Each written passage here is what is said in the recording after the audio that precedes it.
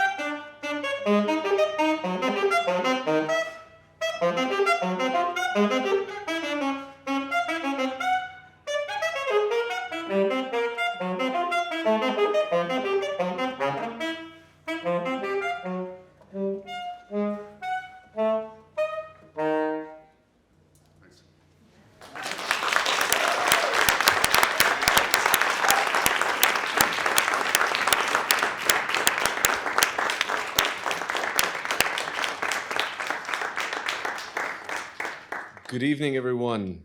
I'm honored to welcome you to this very special event, a celebration of the launch of the 6th and latest issue of Peripheries. Before I go any further, however, first of all, I want to thank Sam so much once again.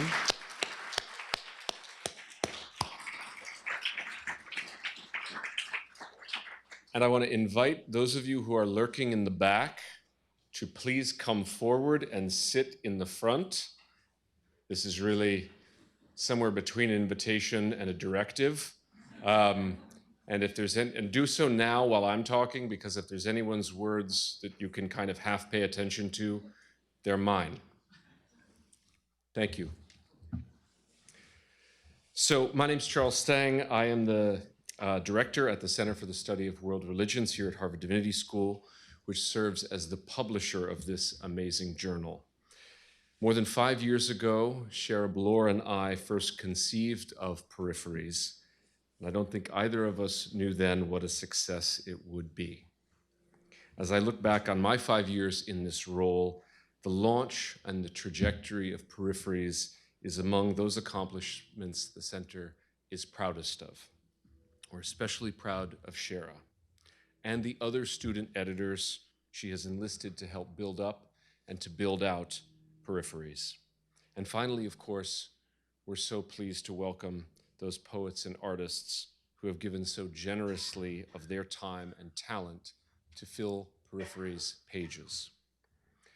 I'm going to keep my remarks brief, knowing all too well that you are not here to hear from me, but to enjoy music and art, and especially the words of our honored guests, the poets Victoria Chang, Jorie Graham, and Alice Oswald, whom Sharon will soon introduce.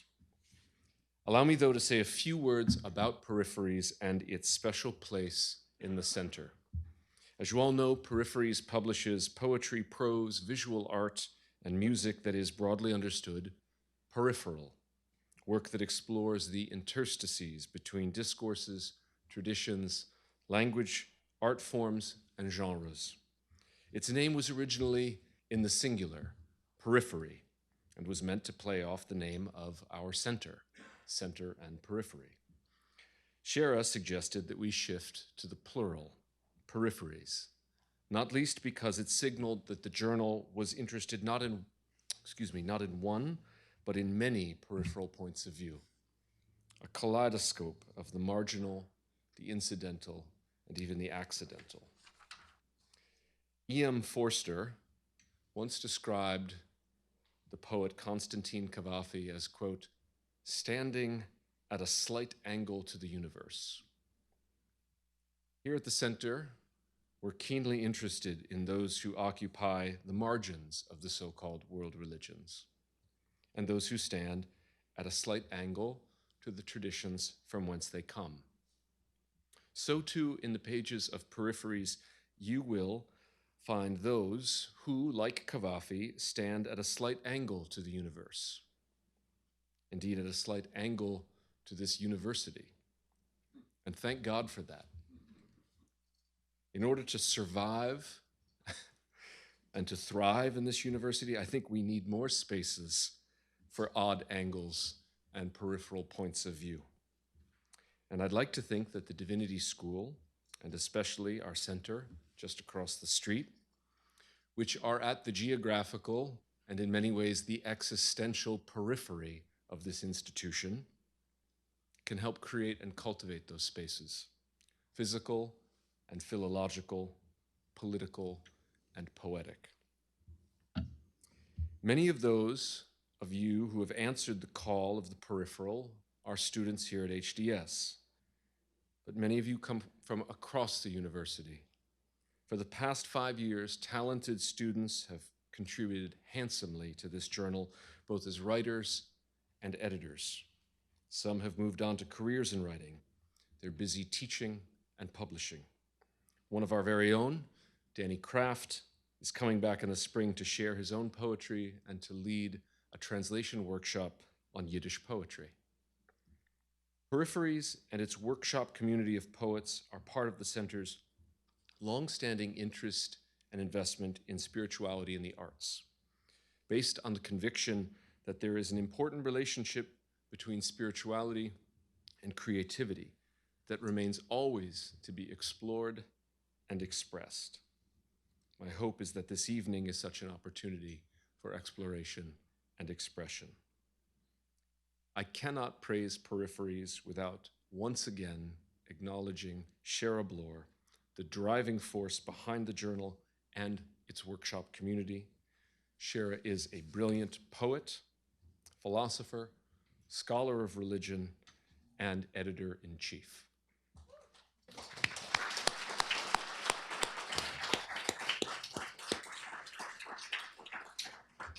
She leads a very talented team of editors who are behind the current, truly mesmerizing and engrossing issue of Peripheries.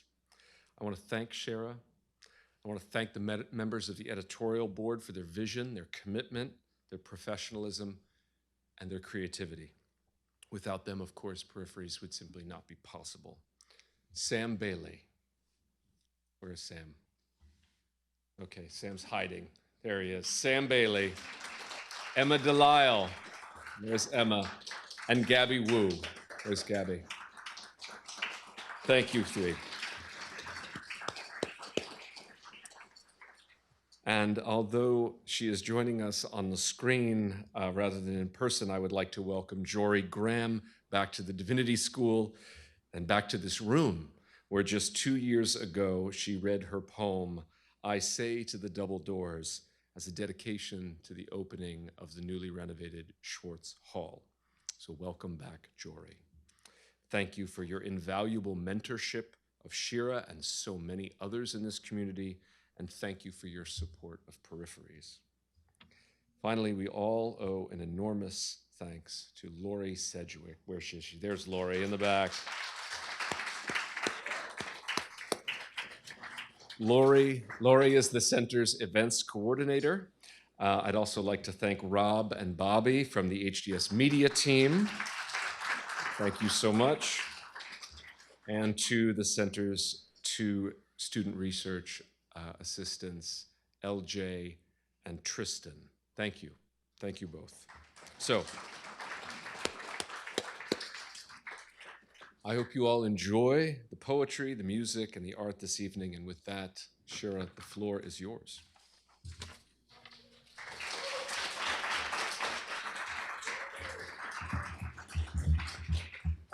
Thank you, Charlie. And thank you, Sam Weinberg, can't see you, for welcoming us with saxophone and the collages behind him, both of which appear in the journal, this journal. Our 2024 edition, the 6th installment of Peripheries. Welcome to the launch. There are still seats in the front. People, come. There are lots of seats. Okay, you may enter while I speak. Okay, the journal is, as usual, quite capacious, but I will not be so voluminous here. I know you want to hear poetry, but first some gratitude, or some more gratitude, to those whose work sustains it.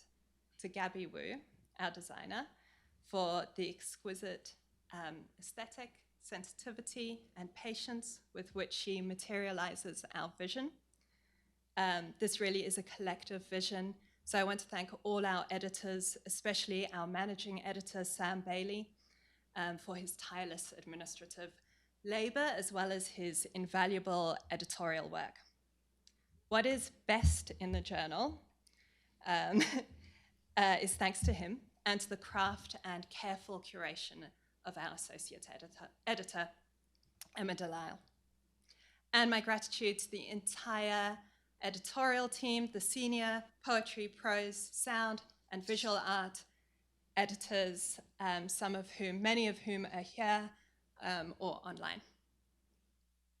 The Harvard Divinity School's student body and faculty also make this whole enterprise possible, as does the generous support of the Center for the Study of World Religions, so beautifully helmed by Charles Stang and Gosha Skłodowska. Thank you. I also want to thank Heather Hughes from Harvard University Press our new distributor, very excitingly, and to celebrate our ongoing relationship with our good friends at Grolier Poetry Bookshop, who deserve our support. James Fraser from Grolier's in the foyer with books to be purchased.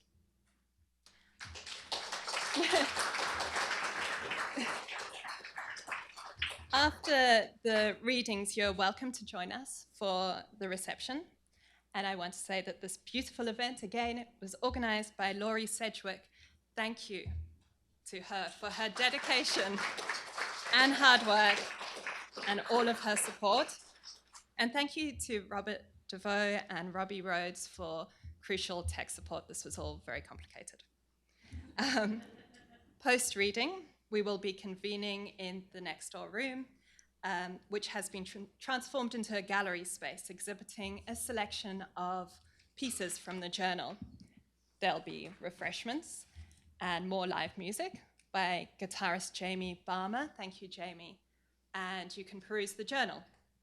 In the journal, you will find long sequences from Geoffrey Nutter and Joanna Klink, pieces from Cody-Rose Clevidence, Angie Estes, Sharon Olds, Aracelis Girmay, Rowan Ricardo Philips, Bin Ramke, Tracy K. Smith, and Jackie Wang.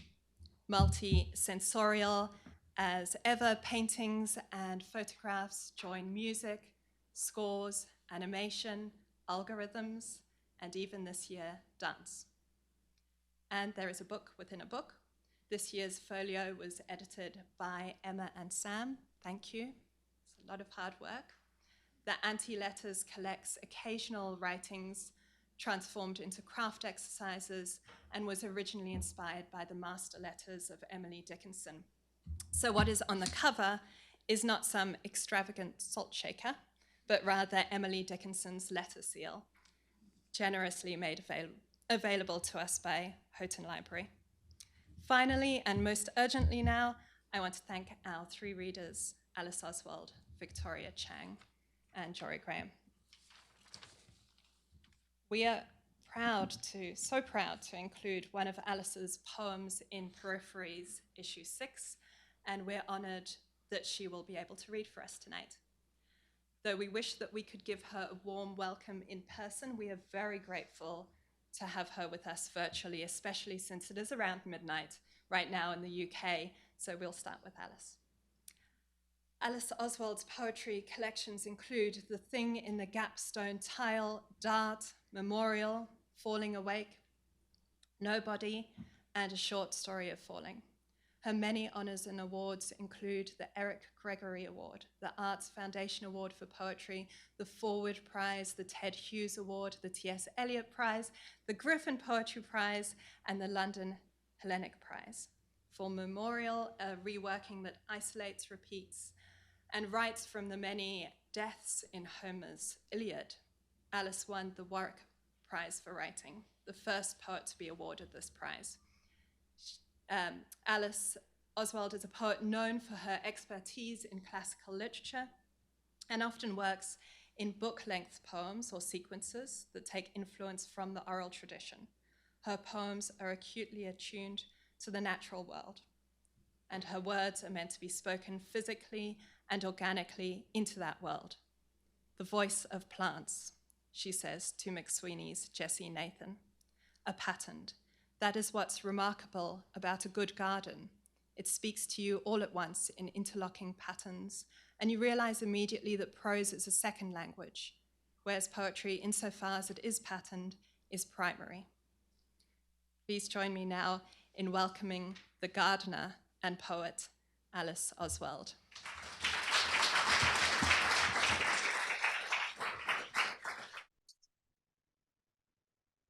Thank you so much. Am I audible? Yes. I hope someone will tell me if I'm not audible. It's very nice to be sort of here. I'm not quite sure where I am when I'm online, but I'm delighted to be reading for this launch, and your publication sounds amazing. I'm going to start and end with a sonnet, which I think is the perfect form for calling out and hearing back. And I'm going to do a rather strange thing. I'm going to speak each poem twice as a gesture towards those patterns which can so easily be lost online. It's a very odd thing giving an online reading, especially if, like me, you're very interested in live performance. But having now done it a few times, I have decided that if I repeat poems, then I am in some way making an allusion to time. And I think that unrecorded time, the kind of time that is absolutely unretrievable, is really the true medium of poetry. And it is the place where human repetition happens. So whenever I repeat a poem, you may feel bored, but please also notice that I am alive and I'm operating in time that is unrepeatable, and I'm kind of trying to outflank it. So I'll start with the poem which I sent to Peripheries magazine, and it's called Spider. And this poem actually was written after a dream in which this happened.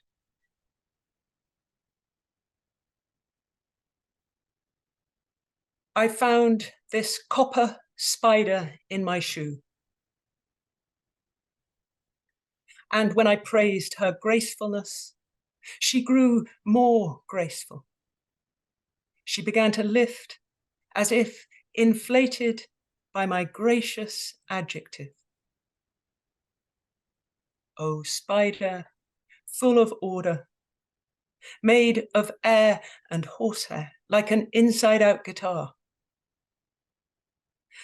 I want to praise your instrument of praise, and so increase its tentative and sideways workings, that when you fasten to my door 4 pairs of compasses, whose pencils draw the surface area of time in 8 successive circles, like a sketch of fate with one line lengthening to the sun, I know if I keep still, the whole design will grow.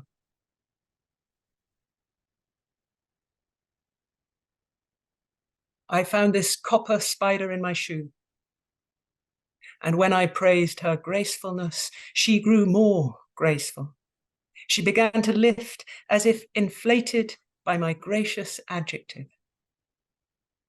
O spider, full of order, made of air and horsehair, like an inside-out guitar. I want to praise your instrument of praise, and so increase its tentative and sideways workings, that when you fasten to my door 4 pairs of compasses, whose pencils draw the surface area of time in 8 successive circles, like a sketch of fate with one line lengthening to the sun, I know if I keep still, the whole design will grow.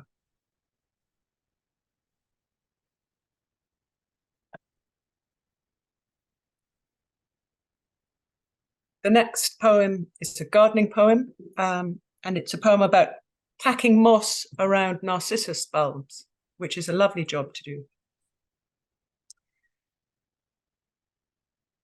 I am glad of moss, which lives aloof on a low wall, always to the north of us. Glad of its reticence, glad of its diligence. Because after a quarrel, once I turned to moss to let my eyes sink in, and stared, long enough to see a bird land on a pin, then ferns and a footpath. And after that, I saw the queen of the earth. And therefore I am twice glad to take a handfork to the lower wall, to lift up moss and let its coldness in through my fingers. Glad to pack it on the bulbs like eerie elf blankets, green and dark and double-lined to keep bewitchment in. I am glad of its density, glad of its modesty, and I am twice, no more than twice, glad of Persephone, who loves this 100-headed flower under my cold hands, waiting to appear.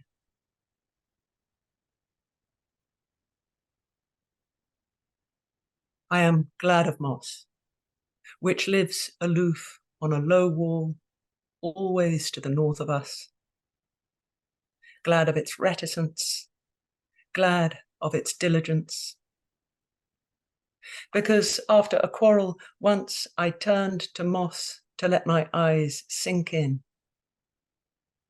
and stared and stared, long enough to see a bird land on a pin, then ferns and a footpath.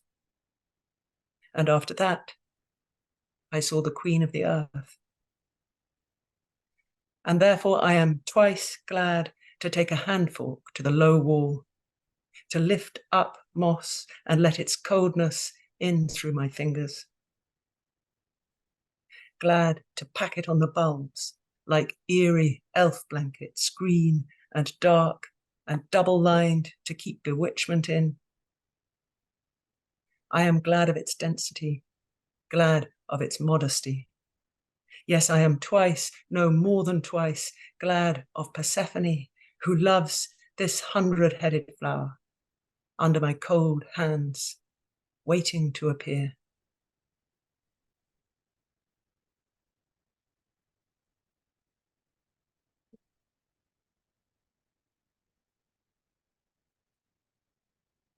The next poem is unoriginally a poem about a nightingale, because I discovered a nightingale and sat underneath it for as long as I possibly could, trying to catch its tune in my language.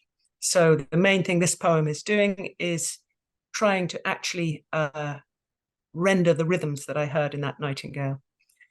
But it also alludes to the really strange myth that a nightingale is a mother who has murdered her child.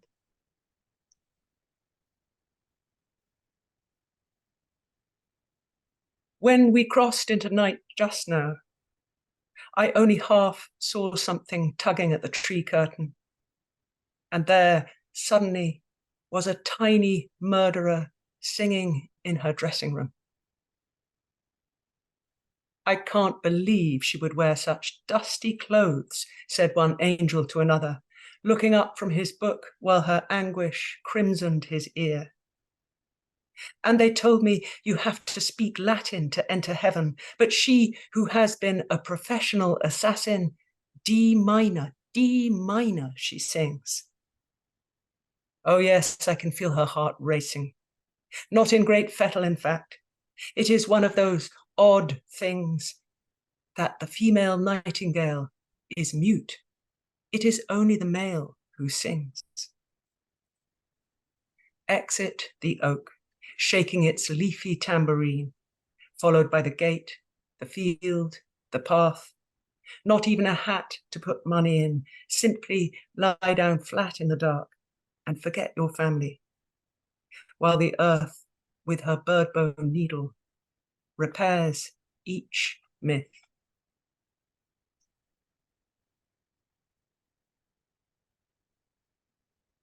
When we crossed into night just now, I only half saw something tugging at the tree curtain. And there suddenly was a tiny murderer singing in her dressing room. I can't believe she would wear such dusty clothes, said one angel to another, looking up from his book while her anguish crimsoned his ear. And they told me you have to speak Latin to enter heaven. But she who has been a professional assassin, D minor, she sings. Oh yes, I can feel her heart racing. Not in great fettle, in fact. It is one of those odd things that the female nightingale is mute. It is only the male who sings. Exit the oak, shaking its leafy tambourine, followed by the gate, the field, the path. Not even a hat to put money in, simply lie down flat in the dark and forget your family, while the earth, with her bird bone needle, repairs each myth.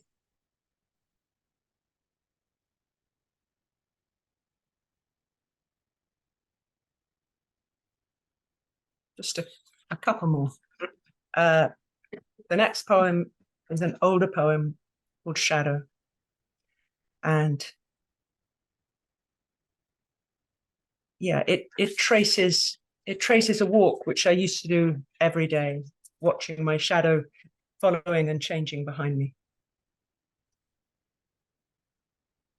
I'm going to flicker for a moment and tell you the tale of a shadow that falls at dusk out of the blue to the earth and turns left along the path to here, groggily under its blackout, being dragged along, crippled over things as if broken winged. Not yet continuous, no more than a shiver of something with the flesh parachute of a human opening above it, but lengthening a little as it descends through the rings of 1 hour into the next, with the rooks flying upwards, snipping at the clouds, until at last, out of that opening, here it lies, my own impersonal pronoun, crumpled under me like a dead body. It is faint. It has been falling for a long time. Look, when I walk, it's like a pair of scissors thrown at me by the sun, so that now, as if my skin were not quite tucked in, I am cold, cold, trying to slide myself out of my own shade. But hour by hour, more shade leaks out. Or if I stand, if I move one hand, I hear the hiss of flowers closing their eyelids, and the trees, as if dust was being beaten from a rug, shake out their birds and in again. It's as if I've interrupted something that was falling in a straight line from the eye of God. And if I do nothing, the ground gives up. The almost minty clarity of its grass begins to fade. The white moths under the leaves are amazed.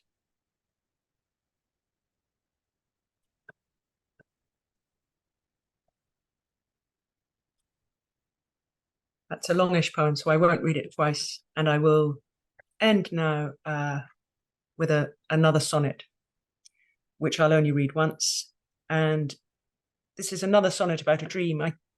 I mostly write sonnets when I dream, because there's something about the dream that is already sort of trapped in the head, and so I quite like this trapping form. And this is called Boat Ghost, and it was a poem I wrote after the rowing boat that I really loved, which we used to row across the river in Devon, and we dragged it all the way to Bristol and hid it under a bush, and it got stolen. So I had a dream about the ghost of this boat.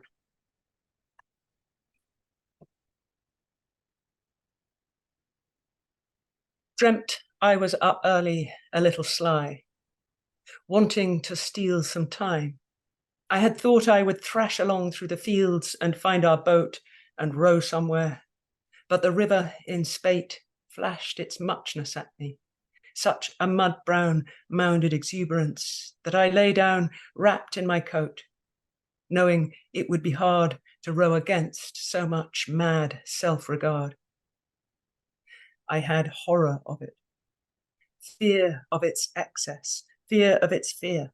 And as I lay there helpless, weeping about the past, I tell you plainly that an old boat ghost sent a ripple through me. You were there too, and the huge heart shape left by its wake left stirrings in our sleep. Thank you.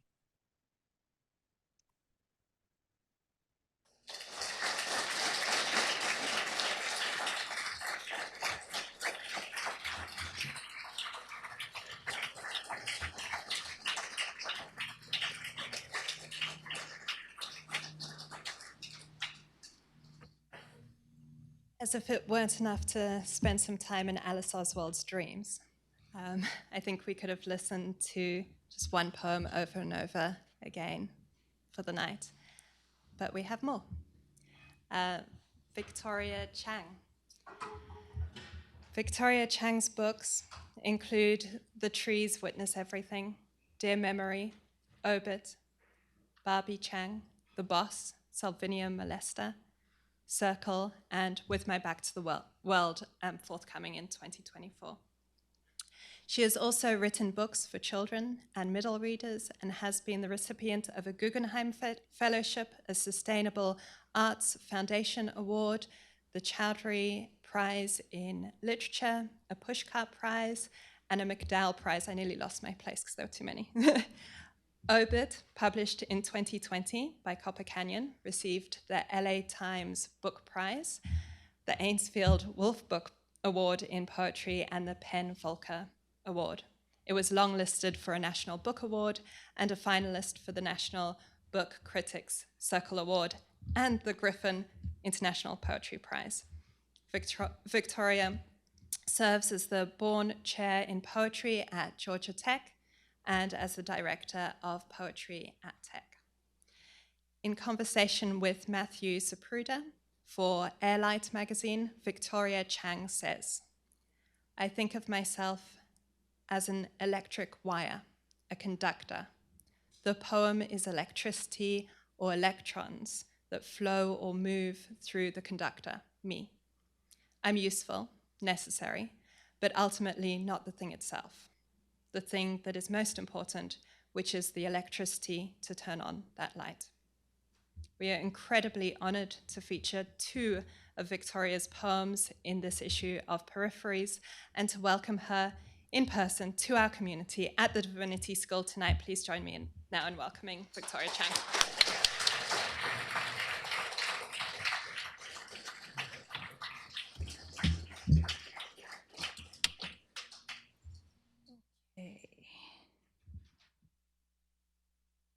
Sure, I was given a time. I'm going to read a little bit less than the time that I was given, but make sure I stay within that time, within the other time that I decided for myself. Okay.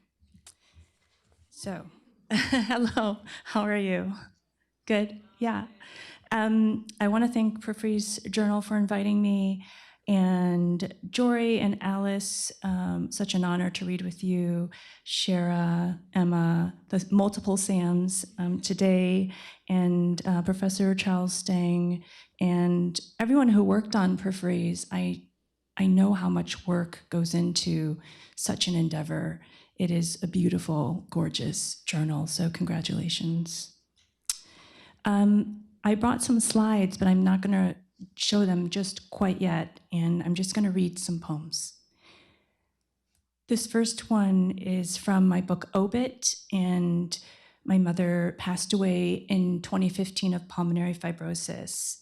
That's when your lungs harden and you gradually suffocate to death. My mother's teeth died twice, once in 1965, all pulled out from gum disease, once again on August 3rd, 2015. The fake teeth sit in a box in the garage. When she died, I touched them, smelled them, thought I heard a whimper. I shoved the teeth into my mouth, but having 2 sets of teeth only made me hungrier. When my mother died, I saw myself in the mirror, her words around my mouth like powder from a donut. Her last words were in English. She asked for a Sprite. I wonder whether her last thought was in Chinese. I wonder what her last thought was. I used to think that a dead person's words die with them.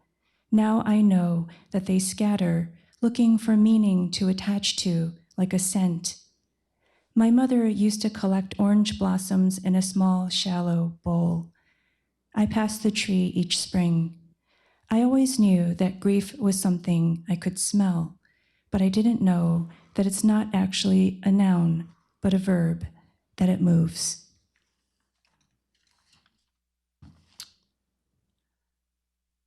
I'm gonna skip that one. I'm gonna do a lot of skipping This one is called The Bees. I don't know why I'm resisting wearing my glasses. Can't see anything.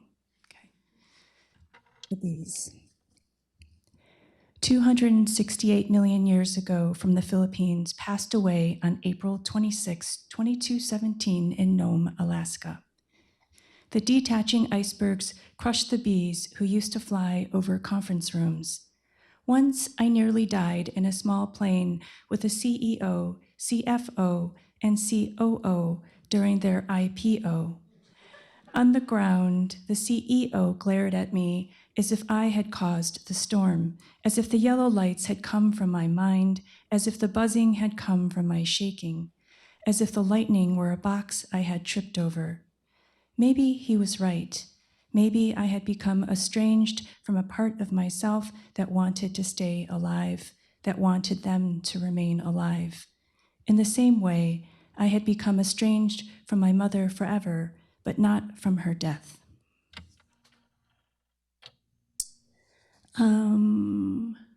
Slide. Okay, not yet actually, but that you can look at that while I read, so you don't look at me. But my mother, passed in 2015, and then I eventually found a storage facility with lots of boxes, and I was initially very excited. I found all the things that one might find, lots of papers, documents. I suddenly knew names of people I didn't know. I knew birth dates and things like that. But the more things I found, oddly, the more sort of grief I felt because I had no one to ask all these questions to. So I started writing a little bit of prose, and I wrote my mother a letter. And this is the first letter I wrote, and it eventually became lots of letters to lots of people, and it became my book, Dear Memory, which I'll show you some stuff from there later. Like that's the next thing I'll be reading. Dear Mother, I have so many questions. What city were you born in? What was your American birthday, your Chinese birthday? What did your mother do? What did your grandmother do? Who was your father, grandfather? It's too late now, but I would like to know. I would like to know why your mother followed Chiang Kai-shek, taking you and your 6 or 7 siblings across China to Taiwan. I would like to know what was said in that meeting. I would like to know who was in that meeting, where that meeting took place. I would like to know the people that were left behind. I would like to know if there are other people who look like me. I would like to know if you took a train, if you walked, if you had pockets in your dress, if you wore pants, if your hand was in a fist, or if it held a small stone. I would like to know if you thought the trees were black or green at night, if it was cold enough to see your breath, to sting your fingers. I would like to know who you spoke to along the way, if you had some preserved salty plums that we both love in your pocket. I would like to know if you carried a bag, if you had a book in your bag. I would like to know where you got your food for the trip, why I never knew your mother, father, or your siblings. I would like to have known your father. I would like to know what his voice sounded like, if it was brittle or pale, if it was blue or red. I would have liked to know the sound he made when he swallowed food. I would like to know if your mother was afraid. During college, I spent several weeks with her in Taiwan. She bought me baozi or buns every morning, the bao that steamed in small plastic bags with no ties, and sweet doujiang tofu milk. Sorry, I'm losing my voice. Always too hot for me to drink. How she sat there and watched me eat, complained to me about your brother's wife. She complained of being sick and how no one would help her. Do you know how long it took me to figure out how to call an ambulance? And then when they came, she refused to go. I still remember how the 2 men stared at me as if I could move a country. Listen, it's the wind. That's the same wind from your countries. Sometimes, if I listen closely at night, I can hear you drop a small bag at the door. I hear the sound of the bough touching the ground and the wind trying to open the bag. But when I open the door, there's nothing there, just the same wind, thousands of years old. Happy birthday, wind. Happy birthday, mother. April 6, 1940. I know this now. All the nurses, doctors, and morticians asked me, so I memorized it. Your American birthday, April 6, 1940. I said again and again, as if I had known this my whole life. I'm wondering why I'm losing. Oh, thank you. You know, I did such a good job today. I walked 16,000 steps. Thank you. I went to the Museum of Fine Arts and decided I saw so many amazing things, including the artist, Matthew Wong, if you don't know that artist. I was so moved that I walked my way back here, but now I lost my voice, so. Thank you. Thank you, Christina. So now I'm going to read some of these. I also started working with my hands a lot. So I did some collaging, and I'm not a visual artist, but I do like playing around with my hands. Let me see. Okay, that one, it's so hard to see from here. Okay. That one is, my mother is in there somewhere, and I ended up cutting little pieces of paper and writing poems on them, and then I glued them on, and then I unglued them, and I ended up just letting them kind of stay a little bit alight, unattached. So I'll read the little poem on there. I wonder what the hat was trying to cover. The others have flowers on their dresses. All of your flowers were on the underside. Even then, your stare was slightly lower, looking right beneath where happiness begins. The next slide, please. That one, I think, is the one where I think it's my great-grandmother, and then my mother's at the top, and there are multiple of her siblings, and I believe there are maybe one or two that are missing, maybe unborn. Once you had to stand behind your grandmother, who left a country, each of your feet lifted off the land onto the boat like nightingales. I imagine the night sky, you below deck, light coming from 2 moons, but only half of your face lit up. You stood still as the moons rearranged themselves. During the switch, language was lost at sea. When language belongs to no one, a door opens. I'm going to switch and read some miniature poems. So my brain moves a lot, so maybe you have to just adjust to my jumping.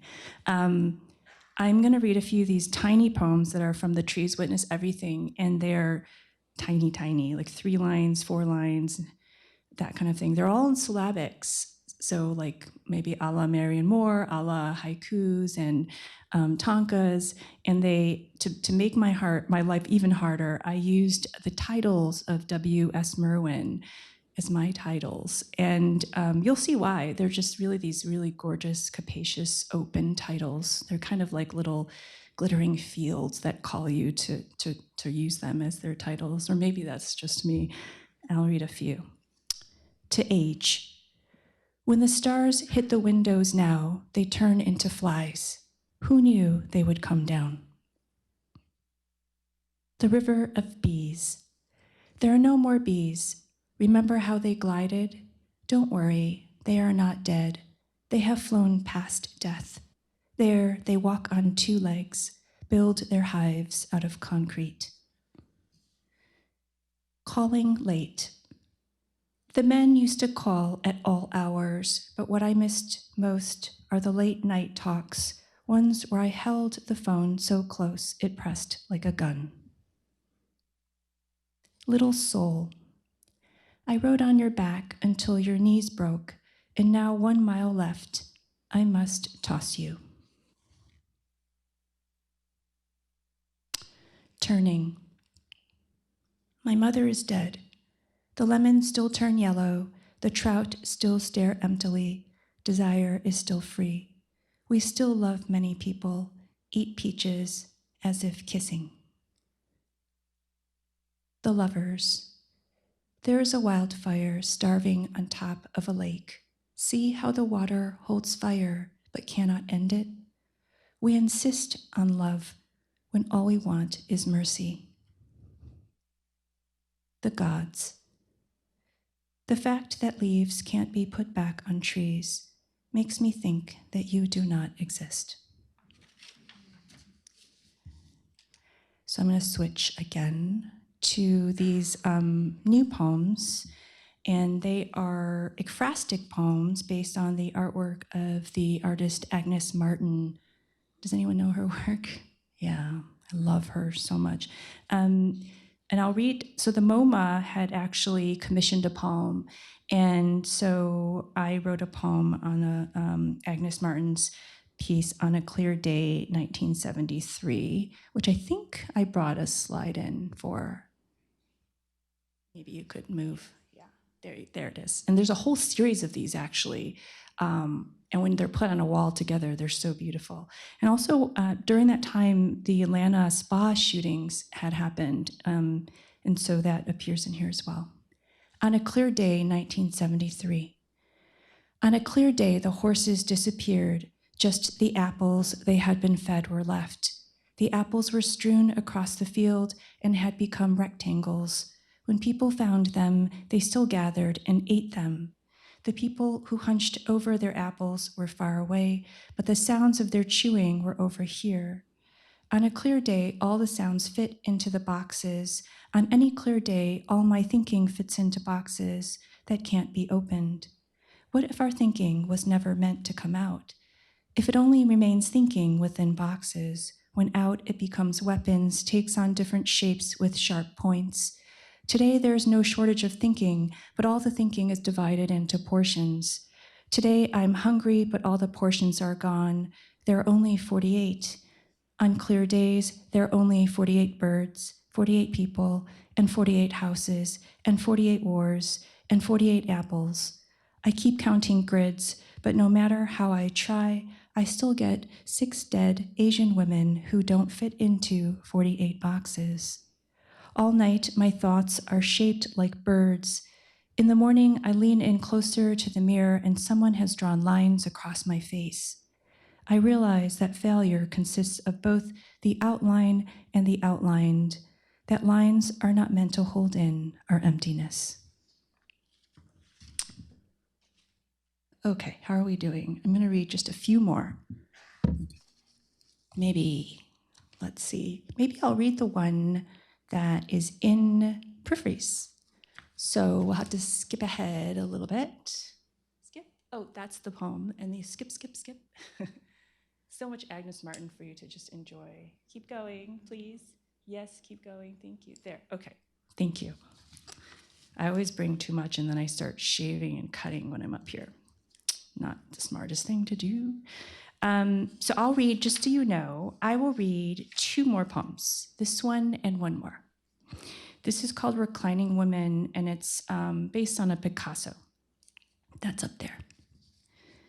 The woman's head, the size of a small peach, 3 more small peaches between her legs. I wouldn't have put 3 between her legs, separating desire into thirds or making it round. I wouldn't have painted desire on its side. The women are always reclining on couches. Lately, a rope pokes out of my skin. The only way I've ever known how to use a rope is for hanging. Lately, I've been feeling that there could be another use for the rope. Others might name that hope. But I think of it as efficiency. Once I used the rope to hold back my hand's desire to touch someone so many times that my biceps doubled in size. Sensitive people's fingers are always pointing at the lilies outside of the frame. What if the tingling was never an inner life, but the trees using our veins to send Earth's classified information? Maybe the hands were spies all along, wrapped in a borrowed coat. Maybe desire is really vertical. It is a tree rushing messages to another tree. Sometimes there are so many messages because of our killing that our hands swell. And I'll read one more, and I think it's the gold one that's, keep going, please. There, that one, thank you. Has anyone seen this one? Yay, one person. It's in the MoMA in New York right now. If you happen to be there over the holidays or anytime soon, you should go check it out. It's my favorite. It's one of 3 pieces that she used gold leaf with to make out of. And gold leaf is very difficult to work with. And this is a beautiful piece. Actually, if you go to the next slide, I think. Yeah, that's how it looks in the room. And one more, I think I brought one more. Yeah, that just shows you how big is it. It's 10 by 10. So I'll read the poem. It's called Friendship, 1963. Thank you for listening. I came to the city so I could see gold. When I arrived, though, the leaves were gold too, and I became confused. I called the front desk 4 times, and Angel answered each time. By the 3rd call, he ended with, "Talk soon." In the morning, a different man answered, and I burst into tears. On 53rd Street, small children kept on running into me. A father yelled so loudly at the boy on the scooter that I thought he knew I was carrying death on my back. By the time I arrived at the museum, there was a long line. The bald man in front of me kept turning around to look at me. I could tell by his forehead that he could hurt me. When I finally found the room, I was the only one in there. Everyone else was below me in the Picasso room. While I stared at the gold rectangles, 2 attendants talked about whether to work overtime and get paid time and a half. I wanted to tell them that there's no such thing as time, just time and a half. Sometime in the night, Etel Adnan had died. I had just seen her paintings the day before. The crowds were large, and I wondered whether our looking had accelerated her death. When I took a photo of Agnes's piece, I saw my dark reflection on the gold. I started counting the grids, but the bald man came up next to me. Suddenly, there were 2 dark shadows on the gold. I asked him to step away, but when he said no, it was Agnes's voice. Thank you.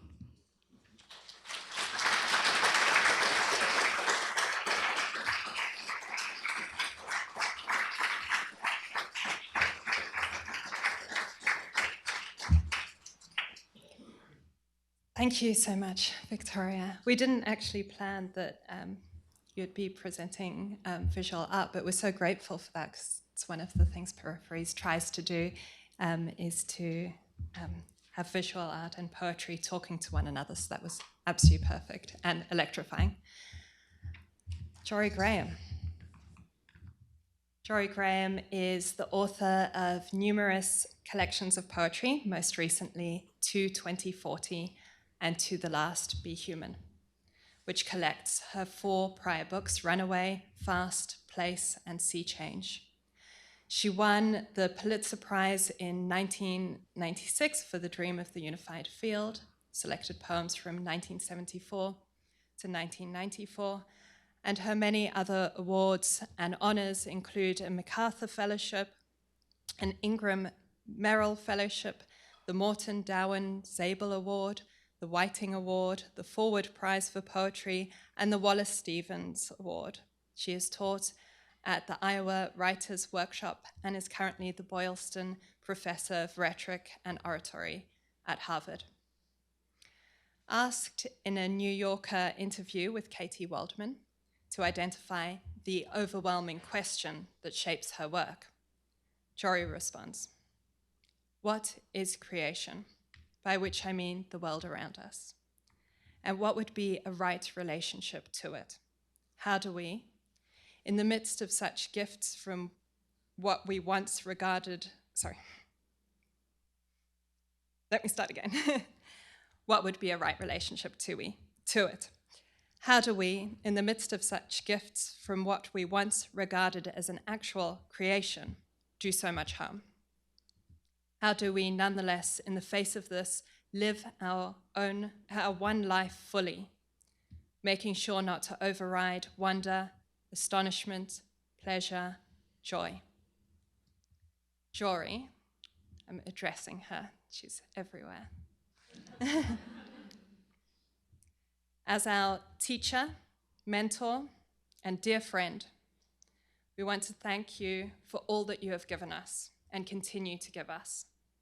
Much of our community here would not exist if it weren't for you. Peripheries certainly would not exist. We have been waiting for a long time for Peripheries to be worthy enough to invite you to read. We still don't think we've quite gotten there, but luckily you have agreed to grace us with your presence nonetheless. Everyone, please join me in welcoming our own Jorie Graham.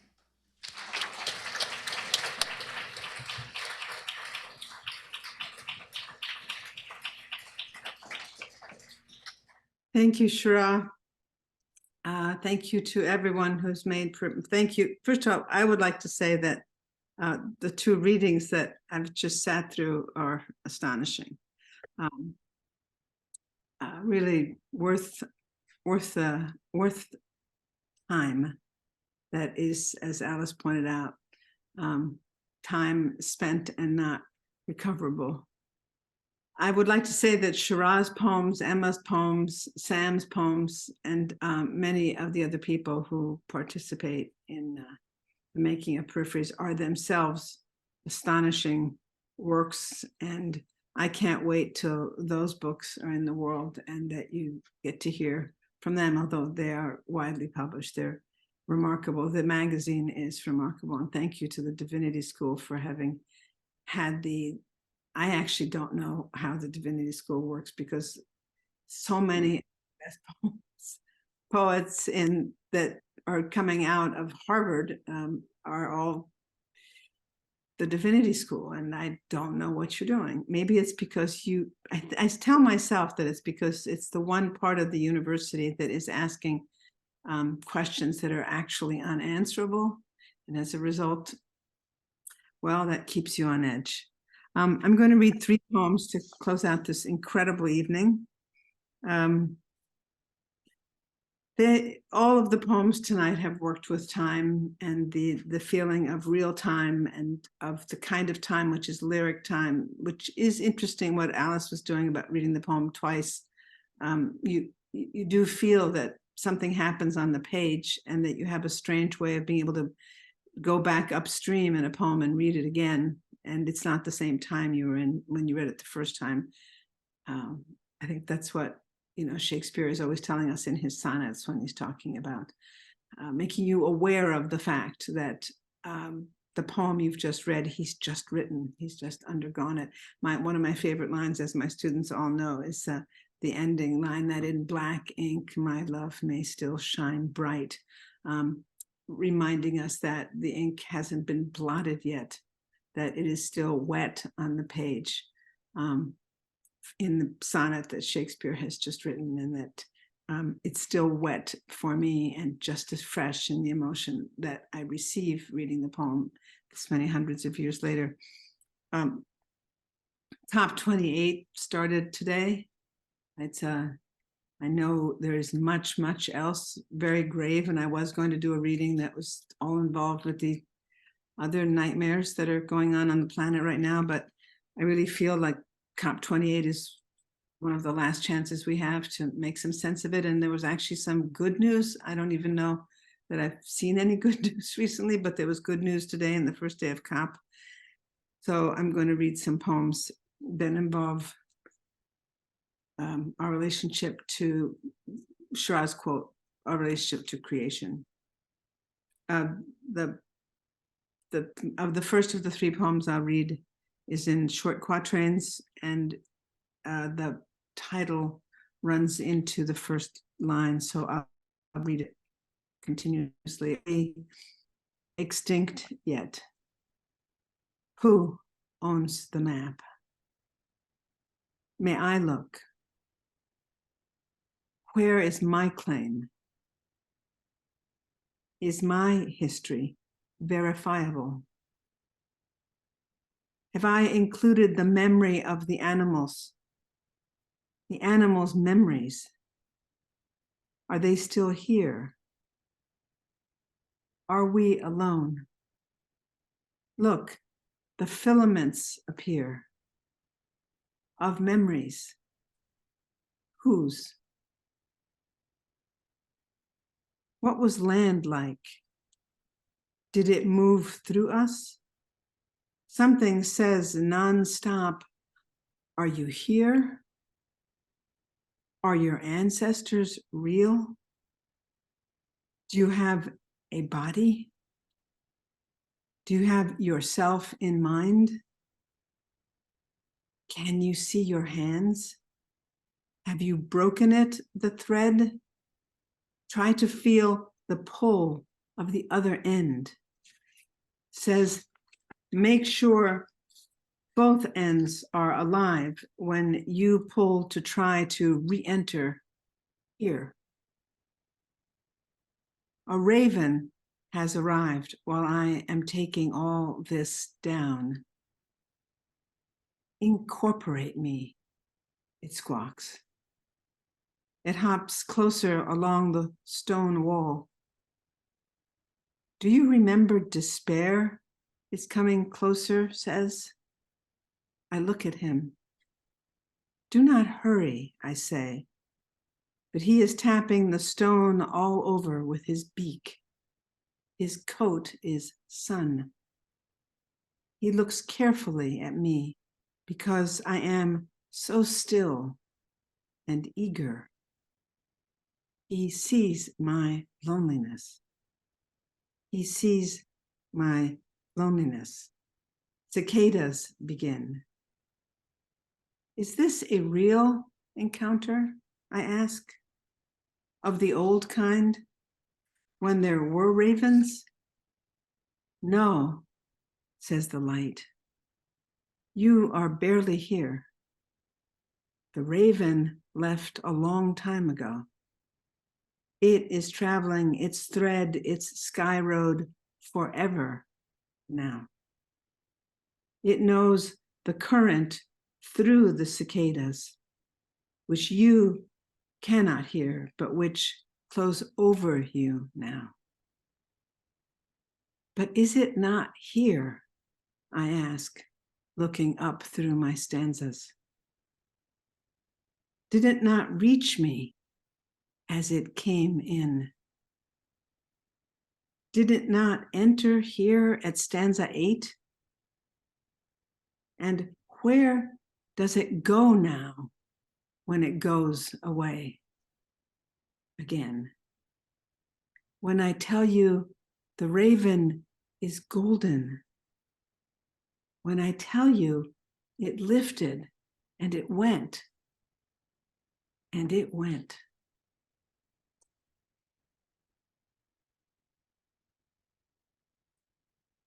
I'm going to read a poem from Runaway,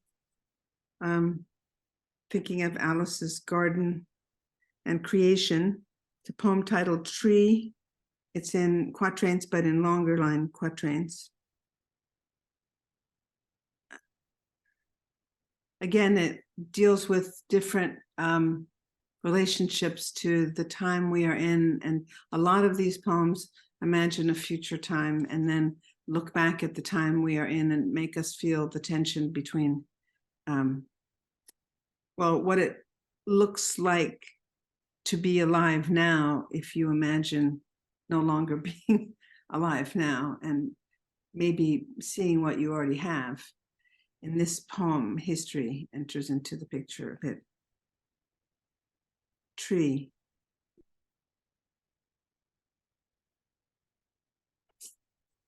There's a fig tree, and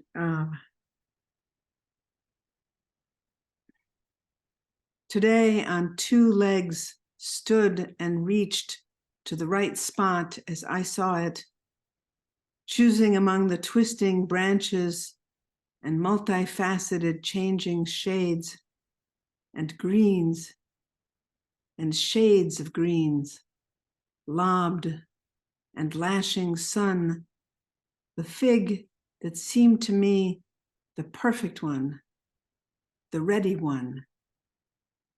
It is permitted. It is possible. It is actual. The VR glasses are not needed yet. Not for now. No, not for this while longer. And it is warm in my cupped palm. And my fingers close round, but not too fast. Somewhere, wind like a hammer stroke slows down and lengthens endlessly. Closer in, the bird whose coin toss on a metal tray never stills to one face. Something is preparing to begin again. It is not us.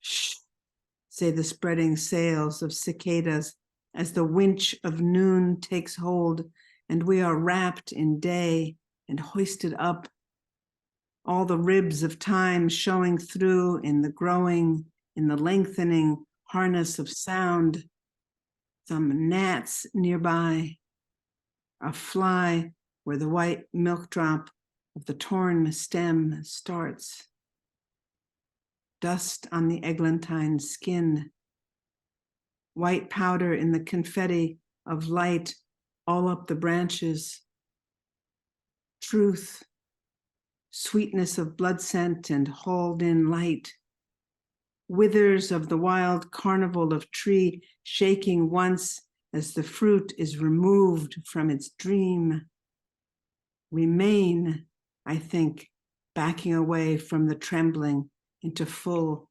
corrosive sun. Momentary blindness follows.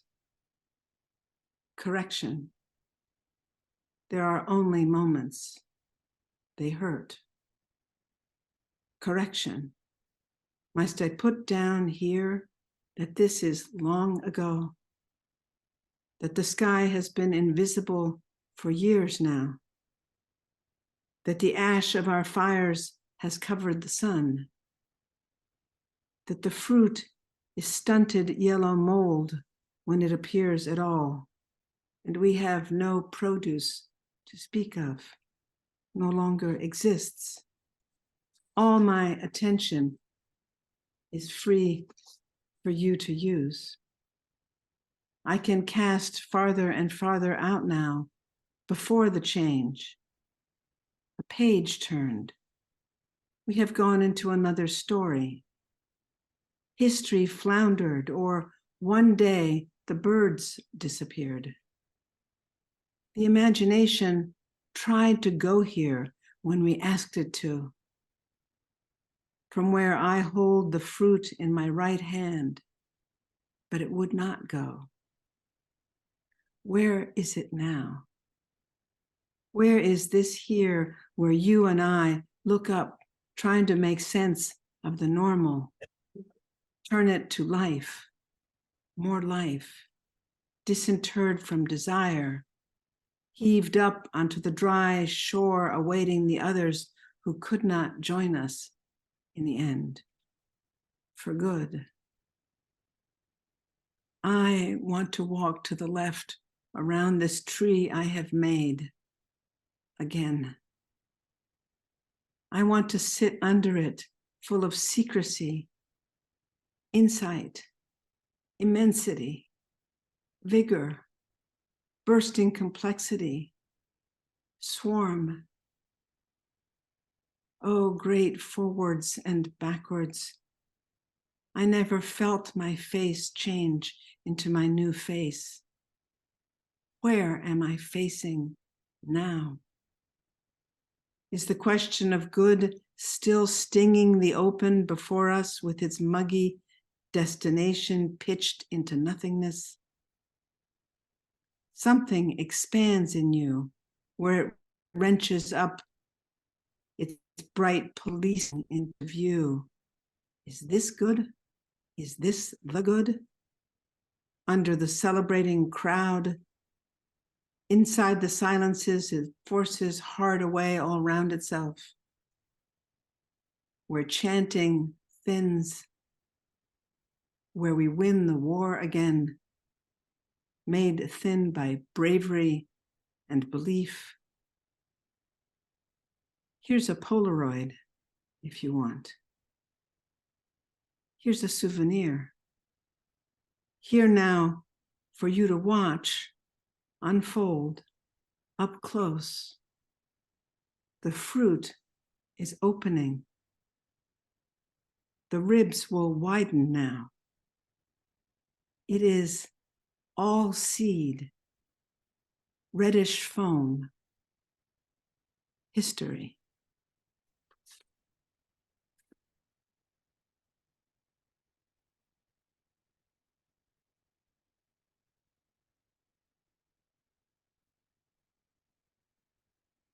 And I'm going to end on a short poem from my most recent book, and it's just, it is a reminder.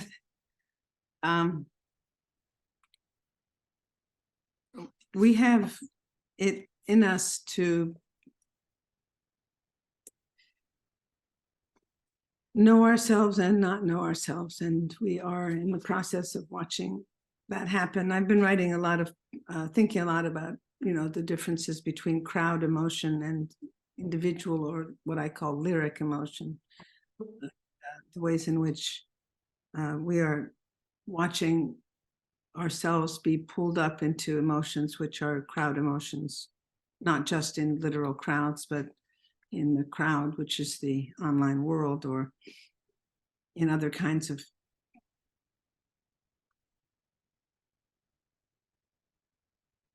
sources of communal emotion, which give rise to emotions that we're not sure we actually feel or can control. And then what it means to recover individual emotion with accountability, which is of a different order. And whether we are being perhaps treacherously guided away from the ability to recover individual emotion. This poem is titled, The First Person, I, and the title runs into the first line.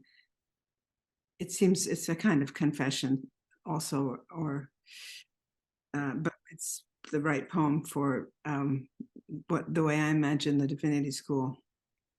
I know myself, I say to myself, so I cannot be led astray. Led astray. I say, I know myself more fully now, so I cannot be made to do something I, as an other, would never do. But I did it. Didn't I do it? It wasn't me to do such a thing or believe such a thing.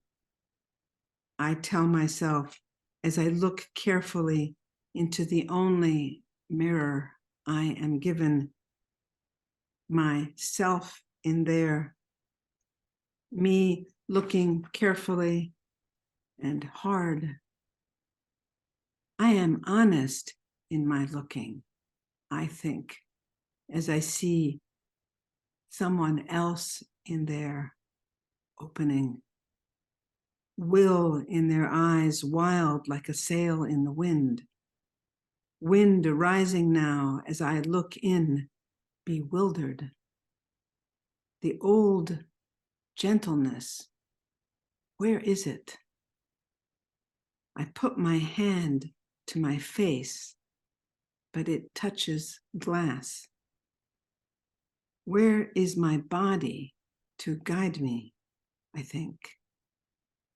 I tap at the prisoner in there. Is that the schoolroom? The blank in the lesson? Is that my soul gradually, by its 10,000 adjustments to its own increasing absence, opening too far? Is it blind? I tap the face, which is gone, on the glass, which is not gone. Don't stop, I hear my mind hiss. Don't stop for anything. Thank you, everybody.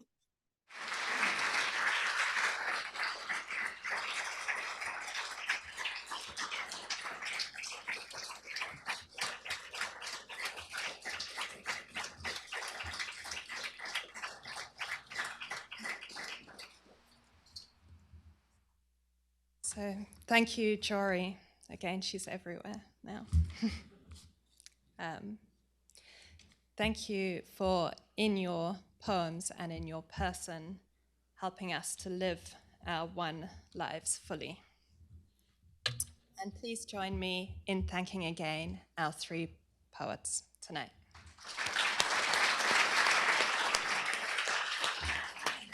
And if you continue to feel inspired, submissions for Peripheries Edition 7 open tomorrow, December 1st. Thank you.